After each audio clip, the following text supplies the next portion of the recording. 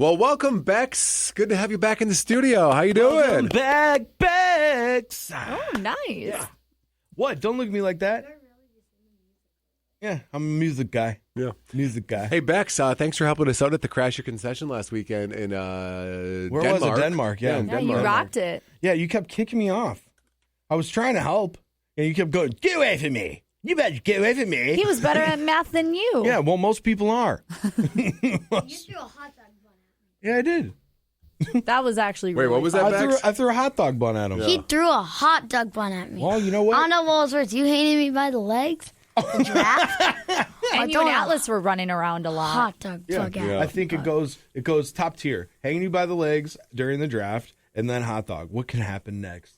Well, I guess we'll find out. Well, a big weekend here, Bex, with Packers fans, and we get to play against Aaron Rodgers for the first time ever. Packers Steelers Sunday Night Football. This is a big game. What are your thoughts on Rodgers playing against his former team, Bex? Go off, Queen. Go ahead. I think it's going to be an exciting one. It's going to be hard, but the Packers have to contain that Steelers offense. They just dropped 31 points on the Bengals defense, so not as great of an accomplishment, but they still dropped 31 points. And what I've noticed from the Steelers offense is that they put up points no matter who they're playing against, whether it's a good defense or not.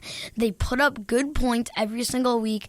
And with their great defense, who I have on my fantasy team, but they got me 0 points last week. Dang. But besides that, they always deliver with on offense.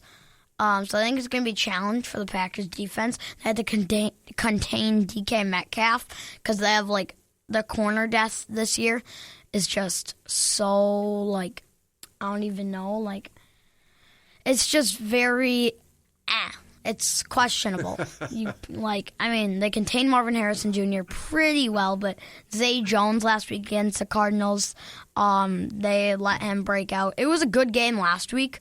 Really good game. The Packers defense, again, just should have played better, but they came out in that fourth quarter.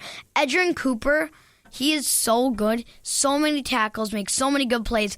Micah Parsons was connecting. That defensive line was doing so good. It's just the secondary that struggled. And Tucker Kraft, oh my gosh. Me and my dad, we would say after he'd get on a 4th and 16, he'd get 30 yards out of it. We'd say, "In Kraft we trust." Oh, I love that. I like that. In yeah. Kraft we trust. Really good. Bex, were you cheering out loud when they hit that? When they hit Kraft on that? Well, the 61er, yeah, that was pretty cool. I wasn't looking. You close your eyes? No, I just was You doing stopped something paying else. attention for that. But time? then I heard everybody screaming. I was like, "What?" And then I was going to mention the Tucker Kraft big 4th down catch that kept the drive alive that essentially won the game for them. That was a huge play. And Josh Jacobs playing on a calf injury and still getting 2 touchdowns. Yeah, 2 touchdowns. Jordan Love played pretty good. I think those Packer receivers besides Romeo Doubs have to kind of find their footing. I think Matthew Golden has not been exactly what they wanted. Yeah, why do you think that is so far, Bex? Probably just because how many receivers that the Packers have.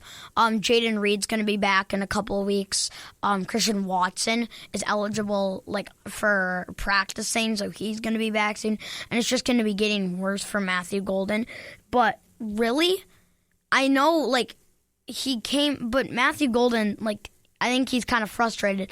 But he came into this offense, he should have known, they have a lot of receivers, and he would have only known that Christian Watson was injured, not even Jaden Reed. So I think he should have been more aware of that instead of acting like he was so shocked that he's not getting as much targets and yards. But also, half that's on him. You had to play good enough and prove to your quarterback that he can trust to pass to you more than these guys like Jaden Reed and Romeo Doubs, who has been outstanding.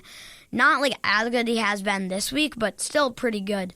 So I think the Packers played a pretty good game. You're playing Kyler Murray-less Cardinals, so that's a bit of a question. Although their backup was pretty dang good. Jacoby Brissett? Yeah. Yeah, he's pretty good backup quarterback for like the age of 33. Is that what he is? He's a runner. I mean, he likes to run a lot. But he throws the ball a bit too quick. And I know like it kind of sounds weird, but he throws it without really like looking much. And I saw a couple times during the game, there was so many wide receivers open downfield, but he'd just check it down. Yeah. Which, I mean, like I get where your play style's coming from, but like I think you have to take some of those risks at a couple times instead of none, because then I think the Cardinals would have won that game. Well, and you got Michael Parsons playing like you did too. That's a little scary. And you got that defensive line, Quay Walker, and the rest of them. So we're having up next with Bex. This is Bex. He's our fiery fifth grade football fanatic, and we're going to come back after this with Bex's prediction for the score of the Packers-Steelers game on Sunday Night Football, game you can hear right here on WIXX next.